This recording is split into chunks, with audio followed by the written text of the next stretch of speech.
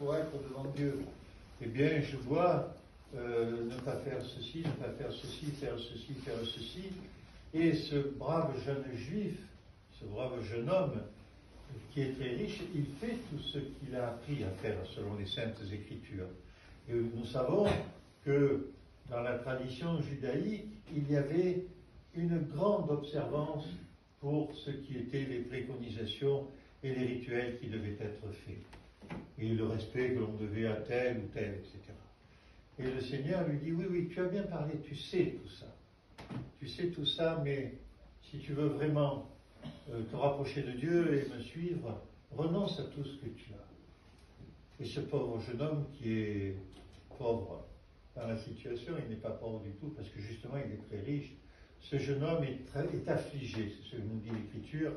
Il est très affligé parce que il se dit, mais comment je peux renoncer à tout ce que j'ai? C'est un évangile qui, souvent, au fond de notre intimité, nous gêne parce que nous aspirons à un certain confort matériel. Nous en avons, pour certains d'entre nous, un très bon, un moyen, un peu moins bon, mais nous y tenons de toute façon. Et de toute façon, ce que le Seigneur nous dit là, ce n'est pas de renoncer à tout. Nous sommes un jeune homme qui voudrait s'approcher du Seigneur et être finalement dans cette attitude qui est celle de nos moines qui rentrent dans des monastères et qui, le jour où ils rentrent dans un monastère, renoncent à tous leurs biens, en font don ou le donnent à leurs frères, et renoncent même à leur capacité propre à agir, puisque le vœu qu'ils font, c'est le premier vœu qu'ils font, c'est le vœu d'obéissance, et que ce vœu d'obéissance, eh bien, effectivement, les amène à renoncer, y compris à leur ego, y compris à leurs envies. J'étais jusqu'à hier midi au monastère, et jeudi soir, le Père Higoumène m'a dit, Père Georges, tu célèbres demain. Et là, si vous êtes dans le monde, vous dites, ah oui, tu crois, il n'y a pas quelqu'un d'autre qui pourrait le faire? Je suis un peu fatigué, tu sais.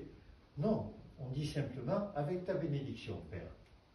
Et c'est d'une facilité déconcertante, puisque on n'a pas à se soucier de ce qui se passe dans notre tête.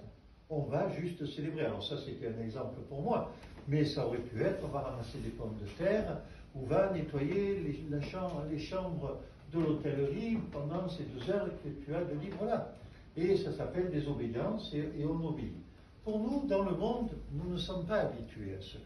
Et puis le Seigneur, dans le monde, ne nous demande pas de renoncer à tout, parce que nous avons des devoirs, nous avons des responsabilités.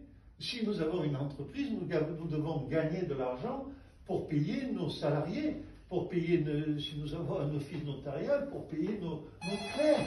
Et puis si nous avons je ne sais quoi, pour payer, pour acheter la farine, pour faire le pain. Et puis nous devons élever nos enfants. Nous devons pourvoir à la santé, à leur éducation, mais aussi à un confort suffisant. Mais nous entendons bien le symbole qui nous est dit dans cet évangile, et que nous comprenons mal d'ailleurs quand on parle du chameau qui doit passer par le trou d'une aiguille. Bien évidemment, un chameau ne va pas passer par le trou d'une aiguille. Je vous rappelle, mais vous l'avez déjà entendu pour certains d'entre vous, que la porte de l'aiguille est une des portes de Jérusalem. Et que les chameaux qui arrivaient en caravane ne pouvaient pas franchir cette porte avec leurs bas. Il fallait donc débattre, faire passer les chameaux, rentrer à la main les marchandises, les remettre sur le chameau et aller à l'endroit du marché ou chez les marchands, chez qui ces marchandises devaient être livrées.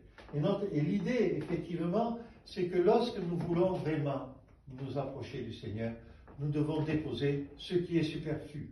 Ce qui est superflu de notre trop, de ce que nous pouvons avoir en trop, non pas pour nous devenir pauvres, non, mais comme nous le disent les prières du mariage, pour en faire, ayez tout ce qui vous est nécessaire, ayez la prospérité, afin que le superflu que vous aurez, vous puissiez en faire profiter les autres. C'est ça notre idée de chrétien. C'est ça que nous devons arriver à faire. Et déjà ça, allez, soyons honnêtes, c'est parfois un peu compliqué.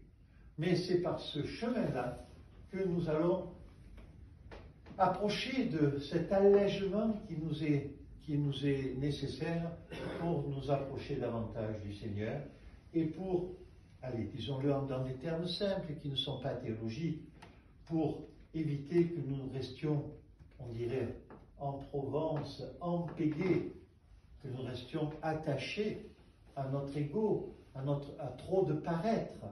Et nous savons que c'est là que souvent nous allons être en difficulté. Je voudrais ajouter un mot qui ne concerne pas cet évangile d'aujourd'hui. Nous avons commencé il y a déjà une dizaine